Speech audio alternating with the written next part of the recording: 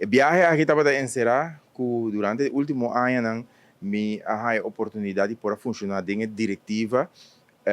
regional, que trata de for de Norte-América, Biabou, de Midden-América, Zuid-América e também full Caribe. E aqui me postular me mesmo como presidente, me queda pedir para estar presidente da organização. E essa aqui dignamente me vai para representar Aruba para a posição aqui e com hobby prazer e com hobby honor me queda elegir como presidente eleito 2025. Com essa aqui tem ficar com uma oportunidade única para Aruba, para pôr nos meios de panorama internacional e aqui também de criar impactos, não somente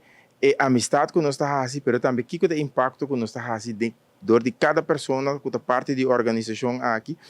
que nos pode ajudar a nossa comunidade, nos pode ajudar jovens que talanta para não melhor líder de nossa comunidade e também para make sure que meu trabalho, em todo caso, lo vai estar para dirigir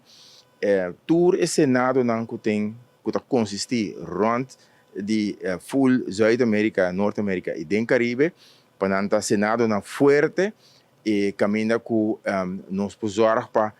nós investir, nós podemos invertir mais de nos jovens para por vir a jovem líder de nossa comunidade. So, com esse aí, dignamente, me possibilita assim honrar de por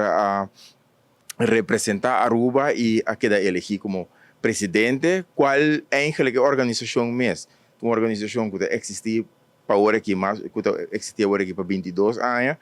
e dengue 22 anos aqui tá de dois viagens que Aruba eigenlijk tá uma oportunidade de por